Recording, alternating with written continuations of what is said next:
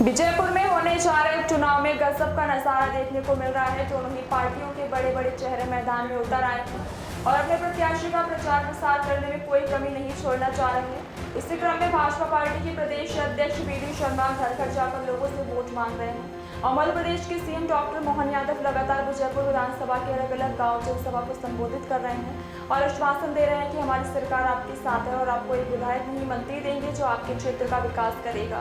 जातिगत समीकरण को देखते हुए दोनों ही पार्टियों के नेता चुनाव प्रचार में आ रहे हैं। इसलिए राजस्थान के पूर्व उप मुख्यमंत्री और राष्ट्रीय सचिव सचिन पायलट भी गुर्जर वोटों को साधने के लिए कलगौरस गांव में आए और अपने प्रत्याशी के लिए वोट मांगे। ये सबके बाद भी अभी स्पष्ट नहीं हुआ कि मतदाताओं का मन किस ओर है, ये कहना मुश्किल है। नगरी से आता हूँ तो महादेव जल्दी याद आ जाते हैं, तो आप सब भी बोलो महाकाल महाराज, वो तो सबके ही होते हैं, तो बोलिए महाकाल महाराज की।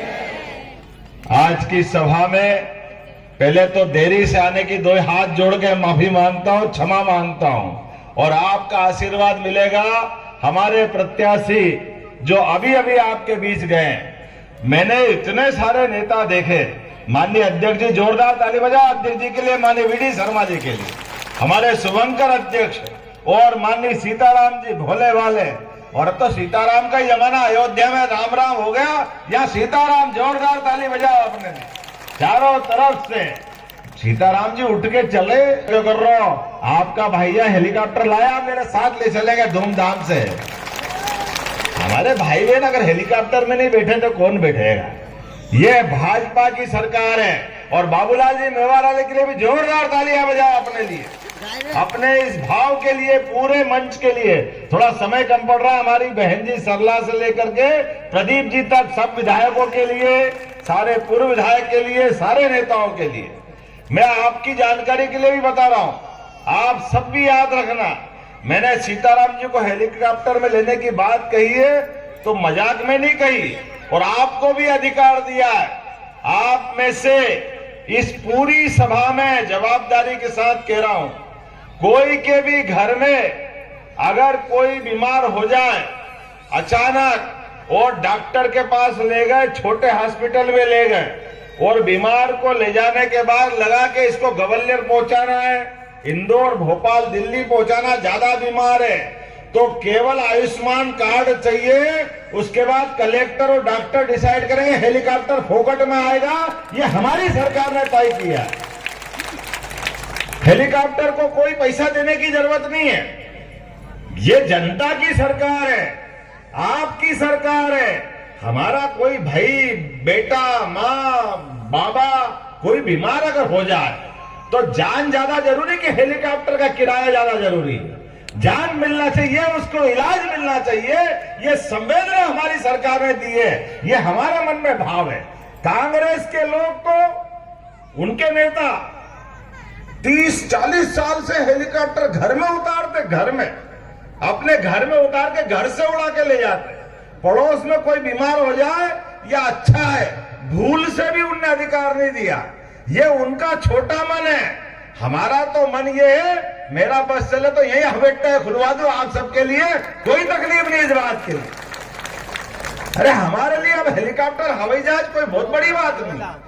आप अंदाज लगा लो, यही अपना ग्वालियर का क्या बोलते, एयरपोर्ट, हवाई अड्डा, ये पूरा आज से 100 साल पहले अच्छा हो जाता। लेकिन यशस्वी प्रधानमंत्री नरेंद्र मोदी जी के लिए जोरदार ताली बजाओ, जिन्होंने इतना बड़ा हवाई अड्डा बनाया कि पूछो मत। अब यहां से कहां जा रही है फ्लाइट, आपको अयोध्या जाना हो, बंबई जाना हो, हैदराबाद जाना हो, अरे हमारे बाल बच्चे अगर काम करके कहीं दुनिया में नाम कमाते हैं तो हेलीकॉप्टर, हवाई जहाज बड़ी बात नहीं हो गई। लेकिन मुझे इस बात की प्रसन्नता है, ये 56 इंच के सीने वाले ही कर सकते नरेंद्र मोदी जी। जोरदार तालियां बजाओ हमारे अपने नेता के लिए, जिन्होंने एक एक करके, ये माताएं बहनें बैठी है, हमारी शहरिया माताएं कौन कौन है, बहनें जरा हाथ खड़े करो जो शहरिया परिवार से आती है। अब आप बताओ, 1500 रुपया आपके खाते में आ रहा कि नहीं आ रहा, और जो बचे उनको भी आ जाएगा, एक भी नहीं छूटेगी अपनी सरकार में, सबको मिलेगी। ये कांग्रेस का कभी मन नहीं हुआ कि हमारी बहन बेटी के हाथ में पैसे दे दो। अरे वो तो हाथ से छिना लेते थे, उनके तो मन में पता नहीं क्या है। 2.5 लाख का मकान गांव में हो या शहर में, मकान होना, छत पे अपना घर का मकान होना, ये भाव भी तो चाहिए। ये भाव हमारे यशस्वी प्रधानमंत्री ने दिया। अपने शहरी क्षेत्र के अंदर किन किन को मकान मिले, हाथ खड़े करो, जिन जिन को मिले मकान अभी आपके बीच में से। और आने वाले समय में लिस्ट बना लेना, बाबूलाल जी आप सारे लोगों से बोलना कि जो भी यहाँ है एक एक व्यक्ति।